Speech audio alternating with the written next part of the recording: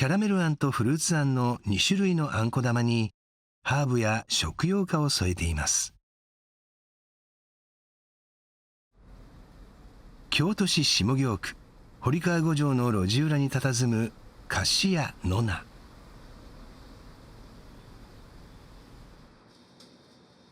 こちらのお店を営む和菓子職人の名主川千恵さんが今回の主人公です。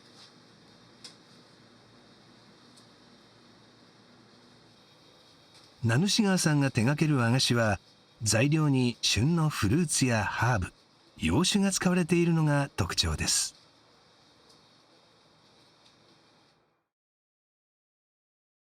あんずと黒糖を使った2種類の羊羹にすもものジンで風味付けをした和菓子。すももジャムとハーブをトッピング。爽やかな酸味が優しい甘さを引き立てます。こちらはレモンのあんとジンを使っています。ジンに含まれるハーブとレモンで雨上がりのすがすがしさを表現しています。和菓子は見た目で季節を表すことが多かったんですけども、自分が作るお菓子は見た目だけではなくって食べた時に季節の味を楽しんでいただきたくって、季節の果物やハーブや洋酒などを使うようになりました。名主川さんの和菓子作りを覗いてみましょう。まず砂糖を焦がします。次にバターでコクを加え、白あんと混ぜ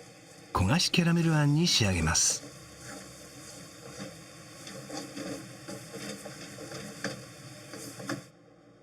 そしてラムレーズンを焦がしキャラメルあんで包みます。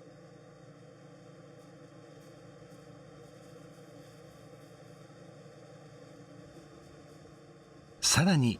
焦がしキャラメルあんをこしあんで包み、二重のあんこ玉に。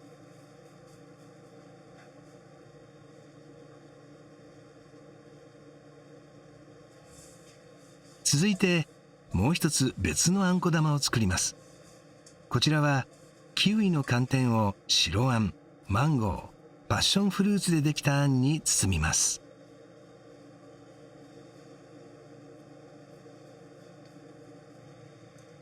2種類のあんこ玉に金箔、銀箔をのせ、寒天をかけて艶を出せば完成です。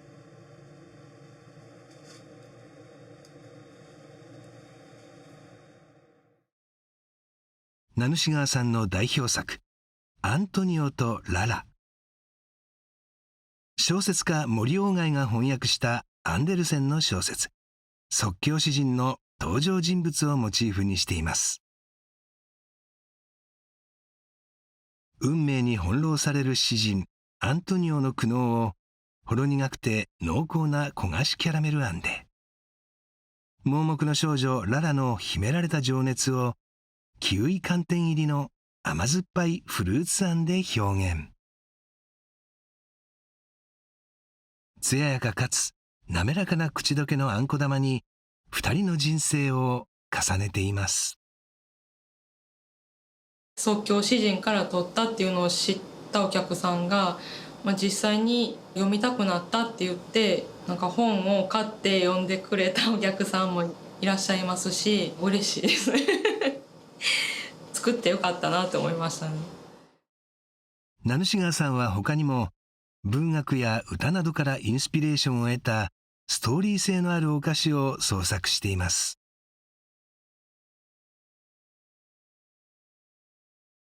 こちらは井上陽水の楽曲「少年時代」がモチーフです。井上陽水さんの造語である風あざみって形がないので、夏の終わりから秋の始まりの夕暮れの色を表現しまして、風車のイメージを作りました。仮面をつけることによってその面のお菓子を食べたいと思って買いに来てくださる方もいらっしゃいます。普段和菓子を食べることのない方のきっかけの一つになればいいなと思ってます。兵庫県淡路島出身の名主川さんは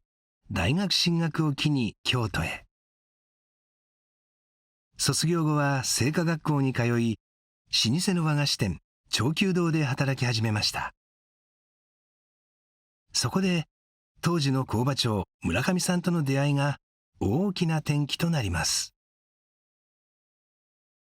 80を過ぎた方だったんですけども、すごく好奇心旺盛で何事にも挑戦する方でした。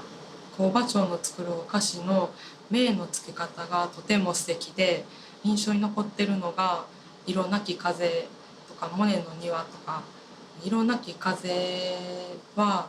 言葉の意味を工場長に聞いた時に、こんな言葉があるんやって怒鳴られて私はその言葉の意味も分からなかったので、帰って調べたら秋の季節の言葉がこういう言葉があるっていうのを初めて知って、それからいろいろ調べるようになりました。村上さんとの出会いをきっかけに家名に興味を抱いた名主川さん。自身が好きな文学、映画、歌に関わる言葉を和菓子のモチーフに用いるようになりました。その後、2020年に独立し、菓子屋ノナをオープン。元イタリアンシェフである夫の高之さんと夫婦でお店を営んでいます。主に食材についてですね、アドバイスはむちゃくちゃあります今まではあんに季節の食材を使うことはなかったんですけども、夫の影響で旬の食材ありきで考えるようになりました。今までは和菓子屋でしか働いたことがなかったので、そういう食材を使うことには抵抗があったんですけども、今まで使うことのなかった果物とかバターとかハーブや洋酒も使うようになりました。高之さんの存在が大きな力となり、進化を続ける名主川さん。2021年8月、新作の和菓子が誕生しました。フルーツやハーブを取り入れた味わいと物語を感じる家名が新しい和菓子の楽しみを教えてくれる菓子屋ノナ。2021年晩夏、名主川さんは秋の和菓子を考案しました。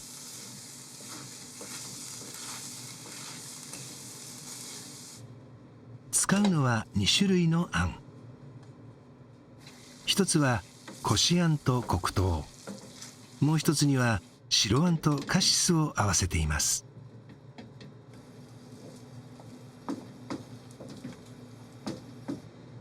黒糖あんでカシスあんを包み、二重のあんこ玉にします。さらに練り切りであんこ玉を包み、細工を施していきます。